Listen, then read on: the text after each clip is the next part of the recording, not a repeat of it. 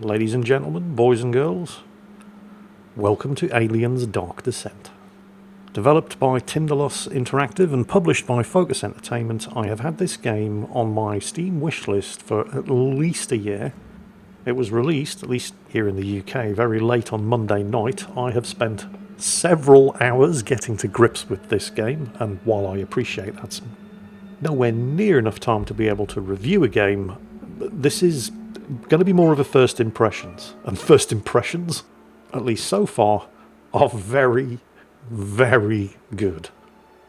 This game, hands down, has the best and scariest and longest tutorial in any game that I have ever played. Please be mindful of docking bay protocol at all times. Wayland-Yutani, building better worlds. Welcome to Pioneer Station, a Wayland-Yutani facility in orbit around the moon Lethe, which itself is in orbit around some unnamed gas giant. Somewhere out in the ass end of the galaxy. Oh gee, I wonder what's in that crate.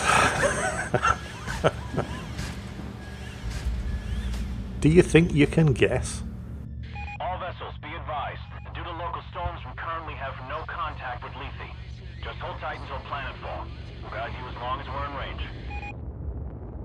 This is the USS Otago, a United States colonial marine frigate. USS Otago from Pioneer Control. All transit corridors show green.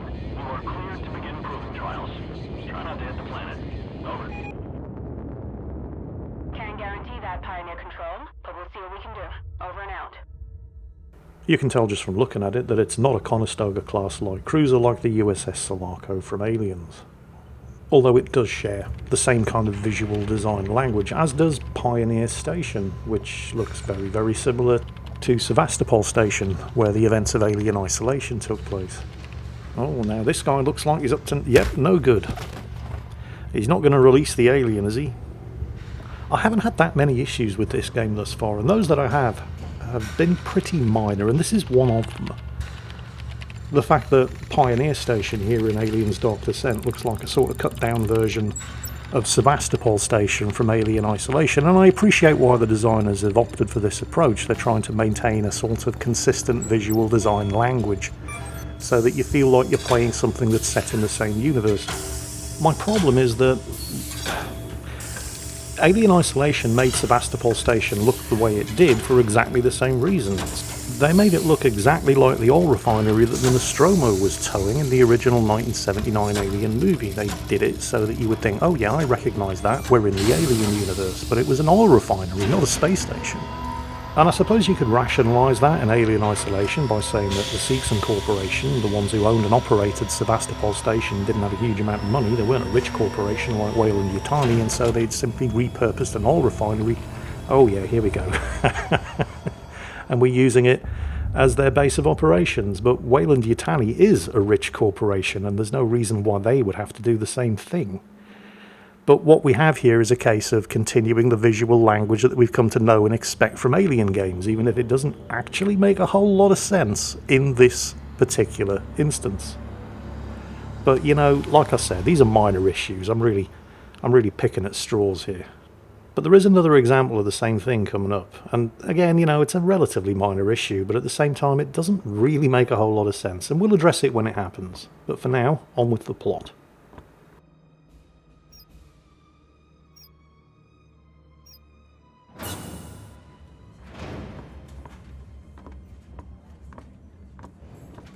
Any news from Lethe, Hayes? Sorry, sir. We're having a hard time reaching anyone. That storm probably... Damn. Must be one hell of a hurricane to cut us from the whole planet. Chief Administrator, I'm showing a weight discrepancy on the Bentonville's manifest. They just asked for a takeoff accreditation, but half the shipment is still at dock. Half, you say?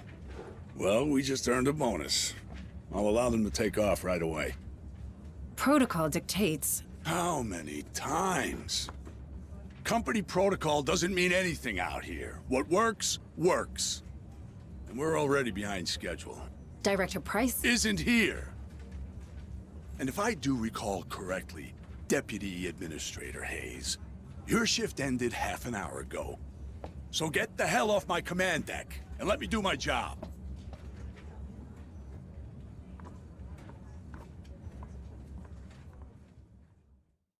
I don't care what McDonald says. Something is wrong here. I can monitor the cargo bay camera's security feed just as well from my office.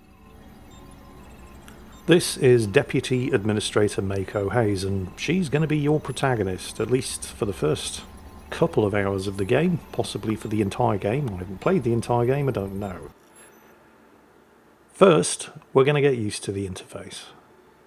Yes, this is basically the tutorial, and no, it is not boring.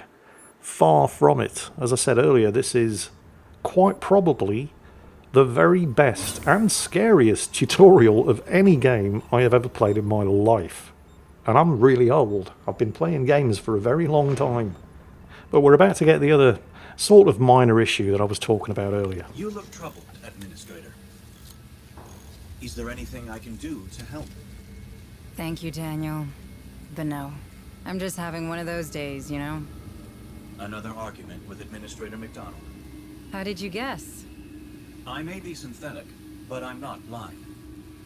Are you sure I can't be of assistance? No. It's my problem, and I'll take care of it. I just need to reach my office. Of course. But I'm afraid this corridor is closed due to maintenance. You'll need to detour through the cafeteria. That's Daniel, Weyland-Yutani synthetic. You can tell he's a synthetic because just look at him, and you can tell he's Weyland-Yutani property because he's got their logo stamped on the side of his head. But this is my second minor issue. Really? He looks I have a like one of the friend there. Seegson working Joes from Alien Isolation. And we'll continue this line of thought after this brief interaction in the cafeteria with Manning. Don't often see you in here, Administrator Hayes. Are you lost? Do you need me to show you to your room? Last I checked, you couldn't find your own ass with both hands. I'll pass. So that's Manning, he's one of the workers here on the station, and we've just established that he's all mouth and no trousers, and we'll be seeing more of him later, but for now let's get back to the issue with Daniel, the suspiciously Seegson Corporation looking synthetic here on this Weyland-Yutani facility. Supply shuttle Bentonville secure for launch. All crews, this is your 2-minute warning. Shit. Need to hurry. You see, the reason that the Seegson Corporation working Joe synthetics looked the way they did, kind of like, you know, shop window dummies, is because the Seegson Corporation was poor and couldn't afford to produce top-of-the-line models like Weyland-Yutani synthetics. Weyland-Yutani is rich, and they invented synthetics, which is why you can't tell the difference between a Weyland-Yutani synthetic and a real person. Welcome, Administrator Hayes.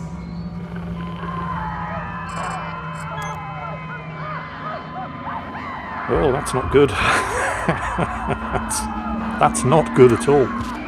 Also somewhat predictable. But who was that guy in the docking bay who released the alien? An agent from a rival corporation? Maybe? Dunno. I'm sure we'll find out at some point during the course of the story campaign. What's going on down there? I'll have to take a closer look. No, Mako, you really don't. In fact, the opposite of a closer look is what you should be doing if you have any kind of sense whatsoever.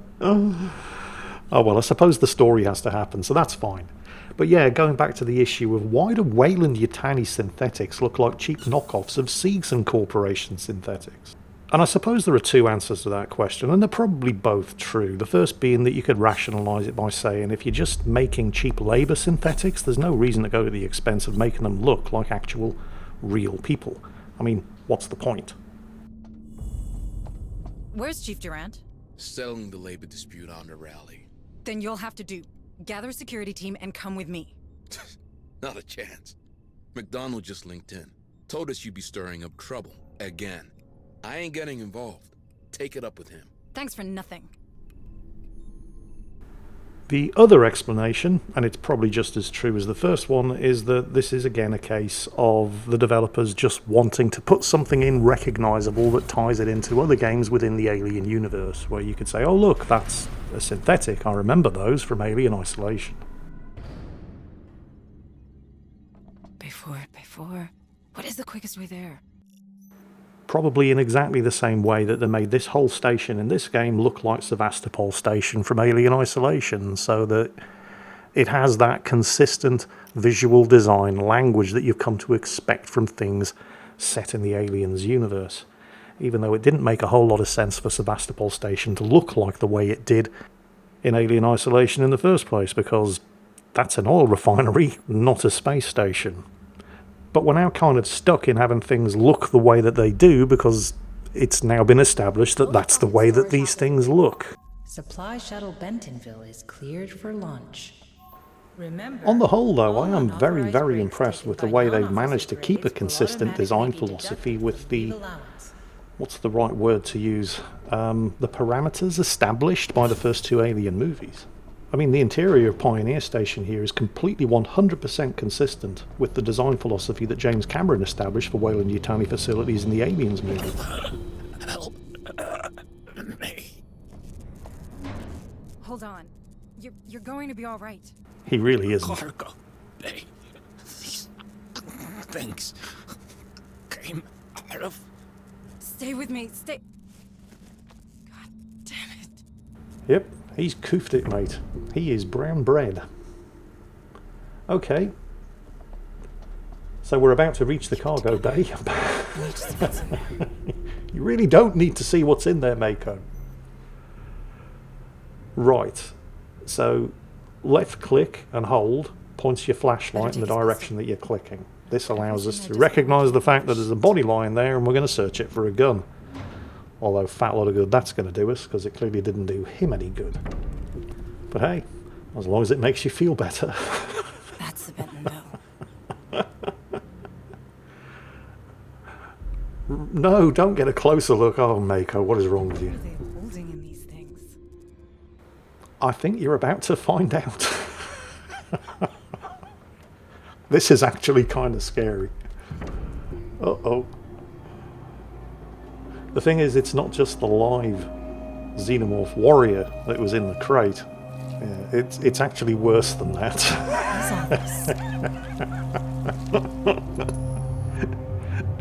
That shipping container. Also note the design elements on the door of the shipping container. Those were developed by Ron Cobb, the conceptual artist for the original Alien. No, those aren't mineral samples, Mako. You've already guessed what they are. Yeah. Oh, shit. I fucking hate facehuggers. Shit. There's something in here. Get out of here, Michael. Oh, finally, she's had a good idea. I can't leave Oh, hang on. running loose. I need to lock this damn door. There's a welder back there. Yeah, okay, fair enough. Search the body for a welding tool. Another design element from the James Cameron movie in Time to get 1986. sealed up.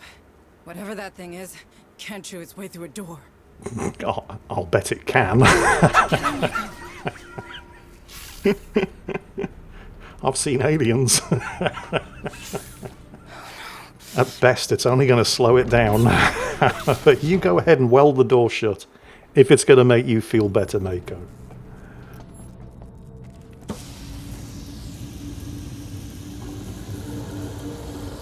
Oh, you're going to have to work faster than that.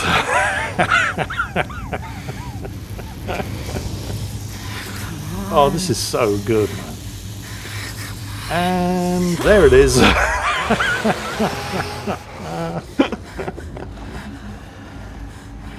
Run, rabbit, run, rabbit, run, run, run. I don't know what you think you're going to do with your gun. I thought I What the told hell you. was aboard the Bentonville? What are you talking about? The dock crew and Cargo Bay 4 are dead. Dead? That's not funny. Something got loose and killed. Power failure. Power failure. Engaging emergency generators. What just happened? Well, it looks like something cut the power, genius.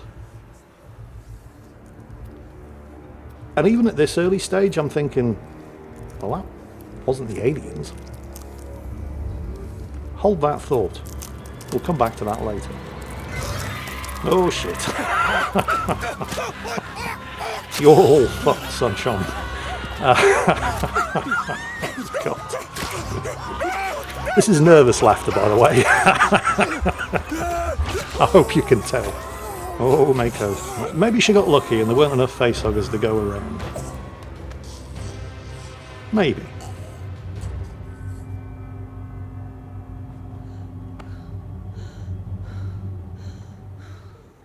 Or maybe not. Yeah. Run, Mako. Fucking run. Right. Okay. Shit. Security. I need to get to security. Well, that seems like as good a plan as any, so let's get to security and get some help. Because you've got what looks like a Colt 1911. I mean, they'd already established in Aliens that the 1911 standard government issue 45 caliber sidearm of the US Army, although not anymore, but still in service in whatever year this is set. Oh, he's proper fucked. Well, it doesn't look like you're getting any help from security. How awesome is this tutorial, by the way? What the hell is happening? Everyone's dying in there. The Bentonville. I can't let that happen.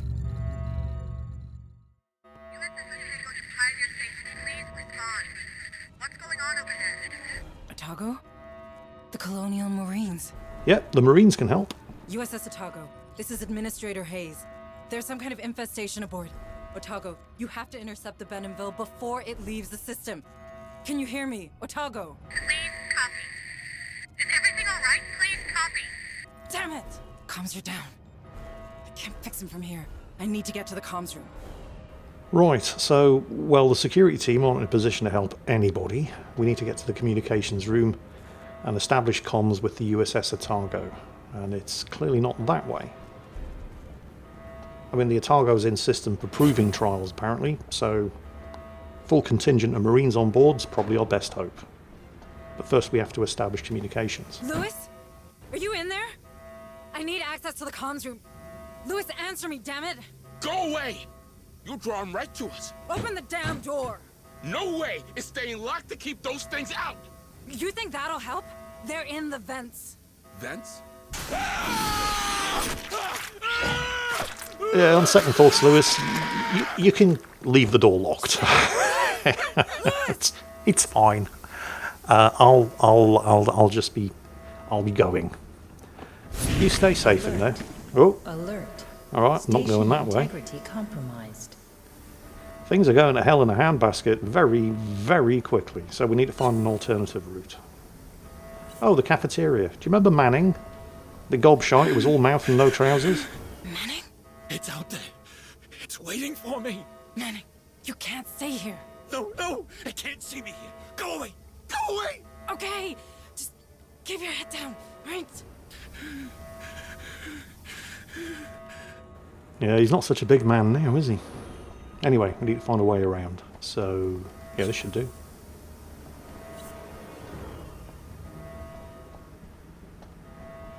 Should get us around the, yeah, that. Get us to the communications room where we can raise comms with the USS Otago and get some help. Except, well, it's never that simple, is it? Because the aliens have not only shut the power down, they've also wrecked all of the communication systems. Daniel, you alright? Deputy Administrator, it appears that these creatures have destroyed our communication system. Why would they do that? They're animals. Sorry, I have no idea. I wish I could help you further. Shit, the Bentonville. I need to stop that ship.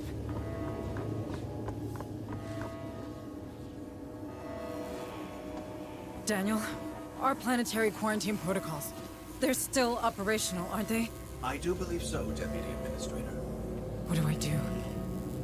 Those things have to come from the planet. If even one gets off-world... No, there's no choice. I can stop them. Deputy Administrator, you're only following the Weyland-Yutani containment procedures. The Cerberus protocol was specifically designed for a situation like this. What you're doing is only right. Right. Yes.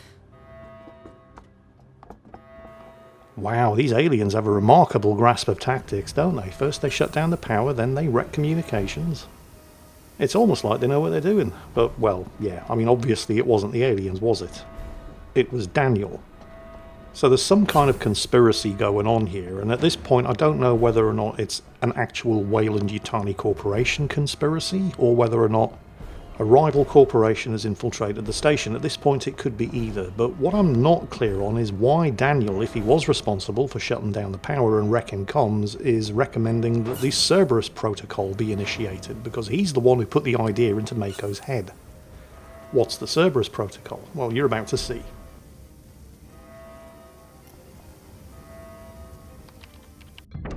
Warning, 3 ships detected.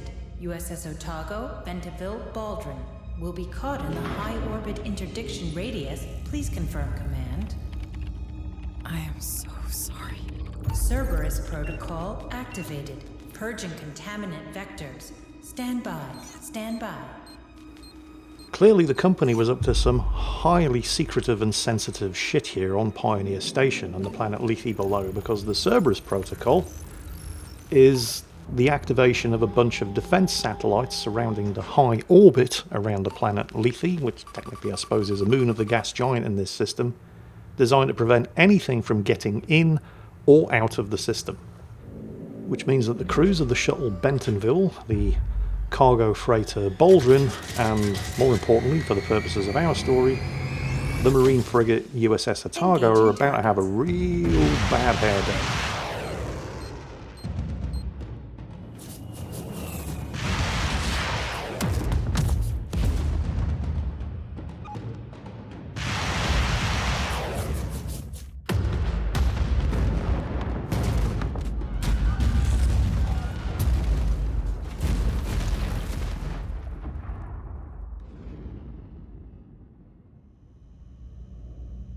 Now the Otago is hit, but not as badly as the other 2 ships that were destroyed outright, because the Otago is a marine frigate and it's got close-in weapon systems. However, that is the least of Mako's problems right now. Oh, fuckity fuckity fuck fuck fuck. Remember, this is all still the tutorial. I mean, we're 20 minutes in and we're still playing the tutorial, and it's awesome. I can confidently say that this is the best tutorial in any game I have ever played since Far Cry 3 Blood Dragon. Which also, by the way, starred Michael Biehn, who played Corporal Hicks in Aliens. Go on, Mako, shoot it if it makes you feel any better, but it's not going to do any good.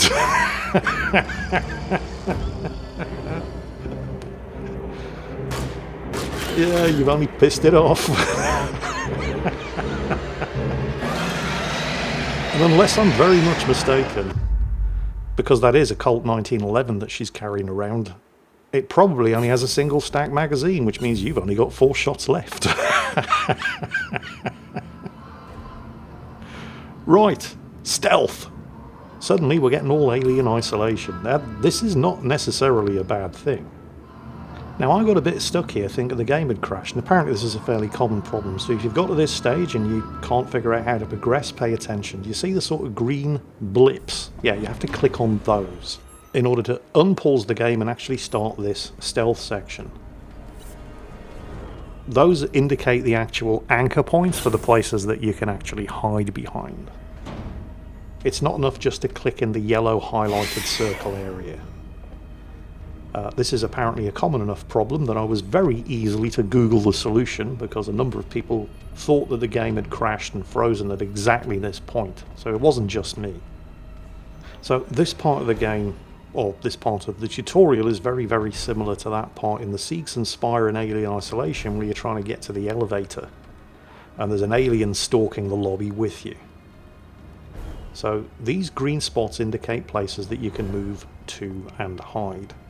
And as long as the alien's in line of sight, you get a marker on screen which has just disappeared, letting you know in which direction the alien is.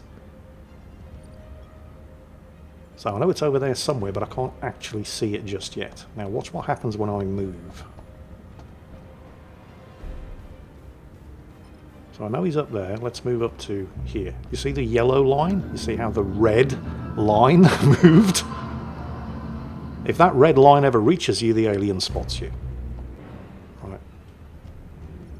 You probably don't want the alien to spot you, because when it does, bad things are going to happen. Oh, yes, it spotted me. I'm going to try to... No, too slow. Yeah, okay. Let's try that again, shall we? This time, with the benefit of hindsight and having already screwed it up once and knowing which way the alien is at first going to move around the area, it's a lot easier to make it to the door.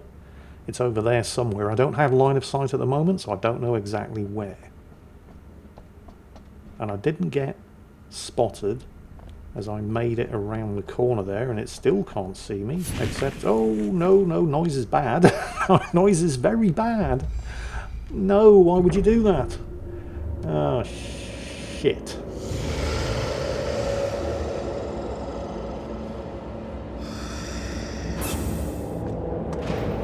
Hooah! It's the Marines! And remember, at this point in the timeline, they've never seen an alien before either. Come on, we'll cover you.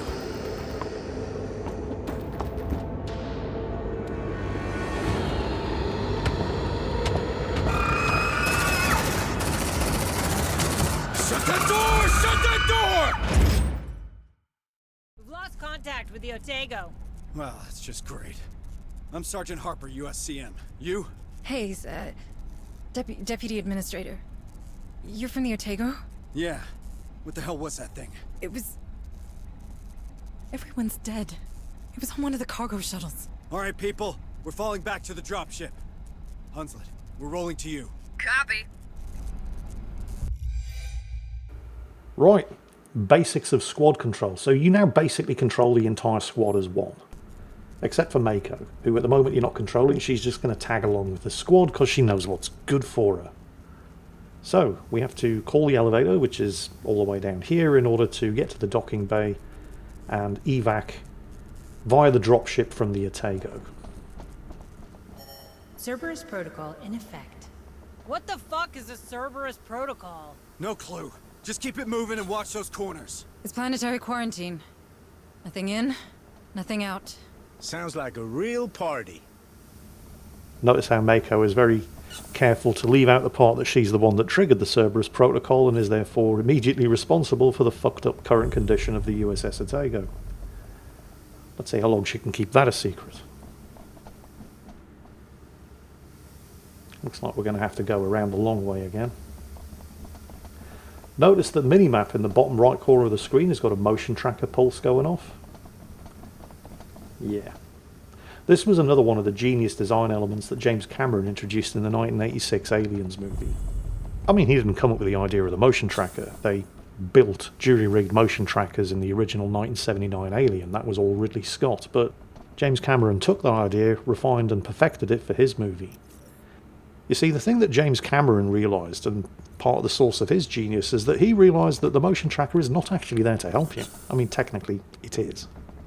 But it's actually there to fuck you up. You okay, Sarge? Eyes ahead. Something's coming. Yes. Harper? The motion tracker provides warning We've got movement. that something is moving somewhere around you. But that doesn't really help you. It just scares the shit out of you because you know something's coming, but you can't see it. The motion tracker is a tool to raise tension, not lower it. The second that motion tracker starts pinging away, you're instantly on high alert. And as you get closer and closer to whatever the source of that movement signal is, it starts ratcheting up in pitch and frequency. And that doesn't do anything to make you feel any better. Whatever it is, it's over here somewhere. And don't forget, it's just registering a source of movement. It's not necessarily something bad, but you don't know that until you get close enough to see whatever the motion tracker's picking up. It's over there. It's literally in the next room. I hope everybody's wearing their brown trousers. Because here we go. Manning? Where are you going? It's not safe here. It's not. Damn straight, but we'll get you out. No, you don't understand. It's here. It's here. Light it up! Well, Manning's fucked. Couldn't have happened to a nicer guy. Okay, here we go. Shooting basics. Now, your squad will automatically open fire on any threat. which That thing's still out there. they kind of have to do in a game like this because the aliens move so fast you couldn't possibly exercise individual control over all of the squad members. So the game's more about issuing orders to the squad and hoping that you've issued the right orders at the right time. Take him out! Use a grenade!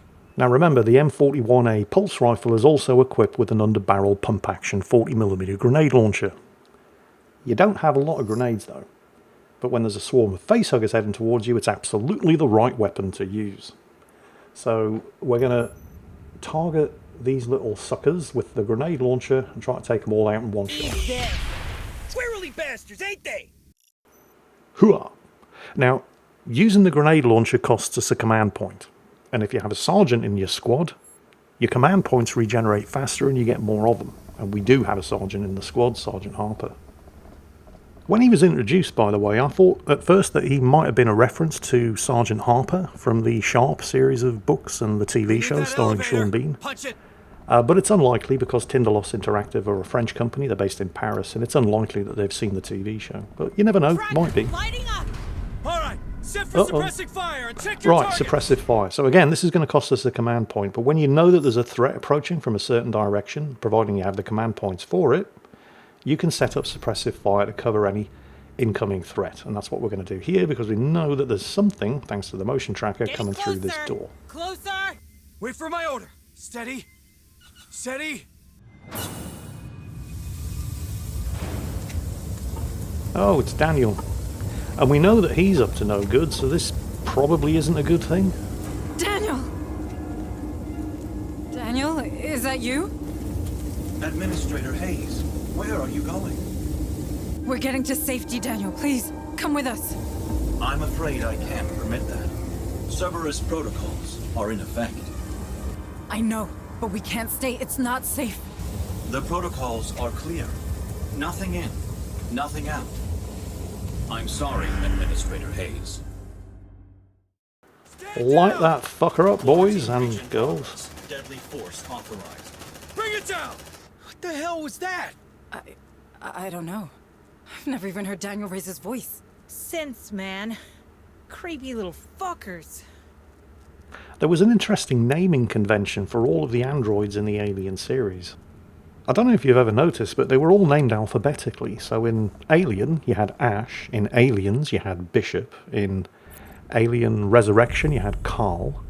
In Prometheus, you had David. In Alien Fireteam Elite, you had Esther. And then in Alien Covenant, you had Walter. Yeah, they kind of fucked it all up in Alien Covenant. Although that's not the only thing they fucked up in Alien Covenant, but I digress. Hey, what a mess. Fuck! Incoming!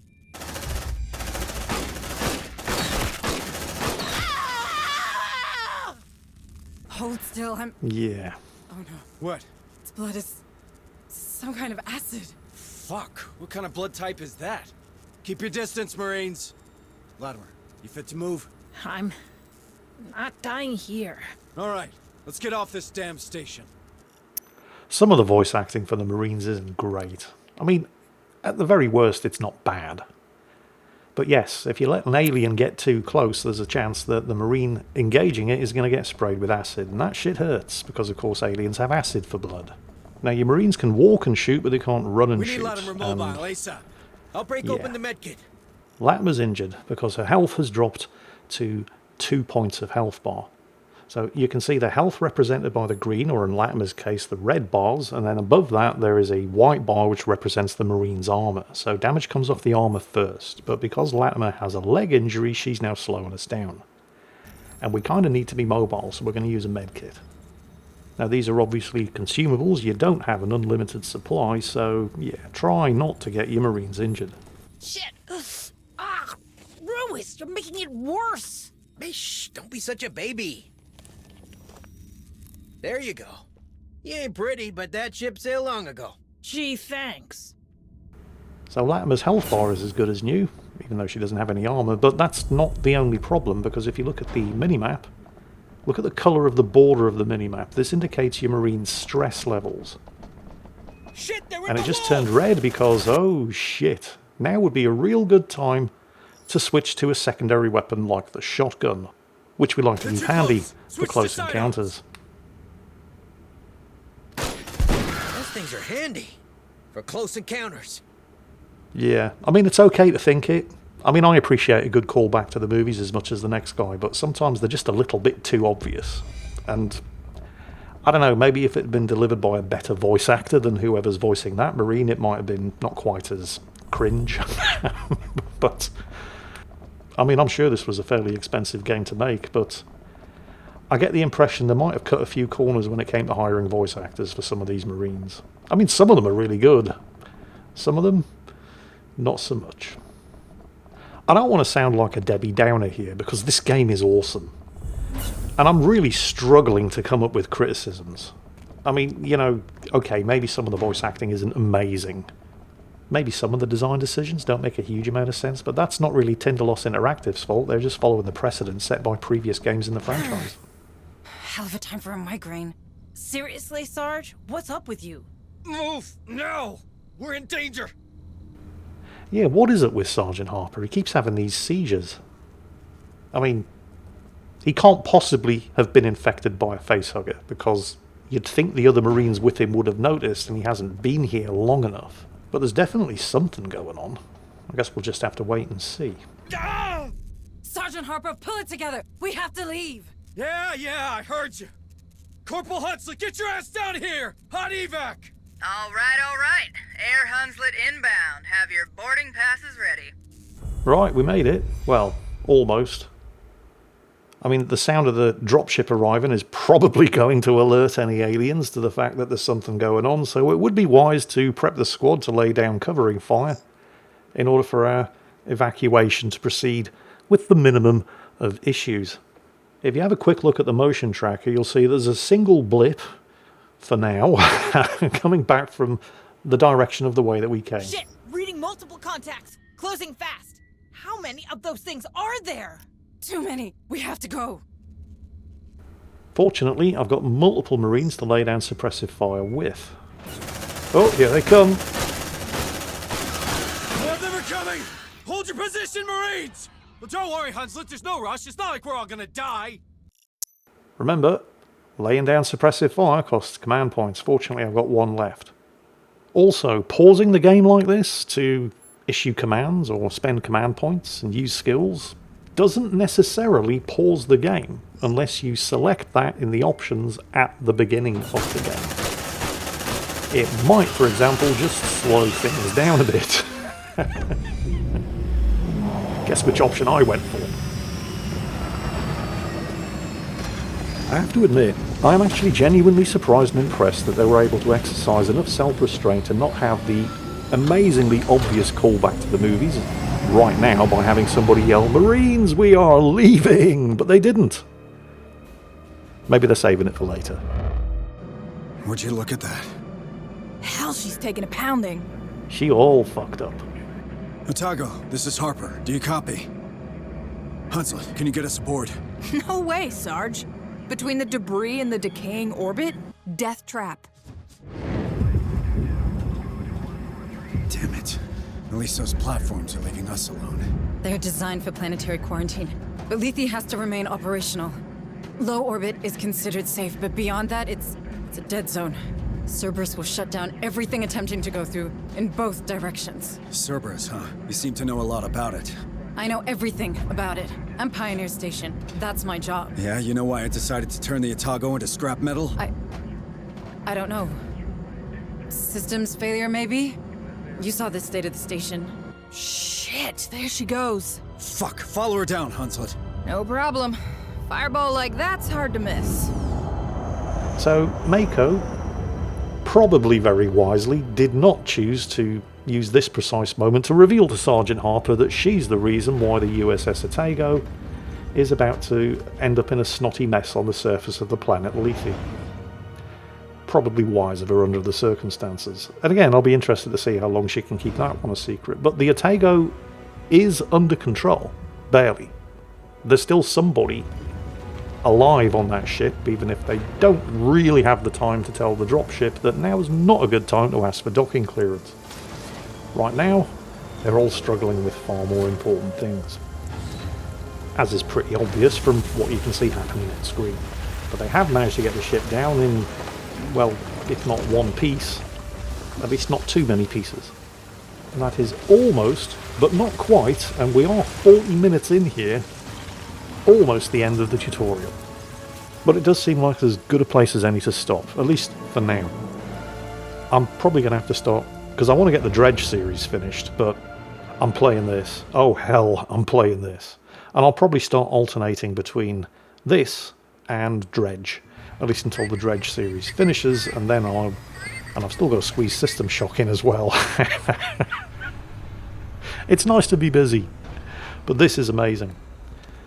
I mean, I am struggling real hard to find bad things to say about Aliens Dark Descent. It is really that good, or at least my initial impressions of it are. I mean, it started really, really well. It had better not go downhill from here, or I am going to be very annoyed. But it's difficult to see, given how well they've started, it's difficult to see how they could fuck it up. But I guess, you know, as they say, the proof of the pudding is in the tasting, so we are going to see. And I hope you've enjoyed this video and you're getting as excited about this game as I am, because that is it for today. We'll be back with Dredge on Saturday, and it won't take too long to get Dredge finished, because we are pretty close to the end. But that's it. Aliens Dark Descent. Hope you enjoyed it, and as always, take care, and I'll catch you next time.